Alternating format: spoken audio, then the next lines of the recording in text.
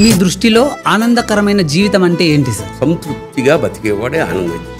అంటే ఓ 70 ఏళ్ళ తర్వాత వాడికి ఆనందం ఇచ్చేది ఐశ్వర్యం కాదు, ఆరోగ్యం. నువ్వు ఆరోగ్యంగా ఉంటేనే ఆనందంగా ఉండగలవు. నేను బ్రహ్మానందం ఇద్దరం కలిసి ఒక చోటుకి వెళ్ళాం. ఓ పురోహితుడు జనరల్గా మమ్మల్ని చూడగానే రండి సార్ అని అన్ని మానేస్తారు. మానలా ఆయన చేస్తున్నాడు.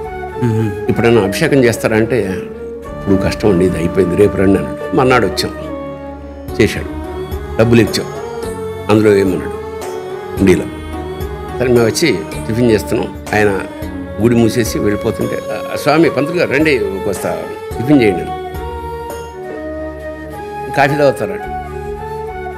ఏమంటే డబ్బులు తీసుకోరు, టిఫిన్ చేయమంటే చేయరు, కాఫీ తాగండి. ఏమిటండి ఏమి ఇవ్వకుండా ఎట్లా సార్ అన్నాం.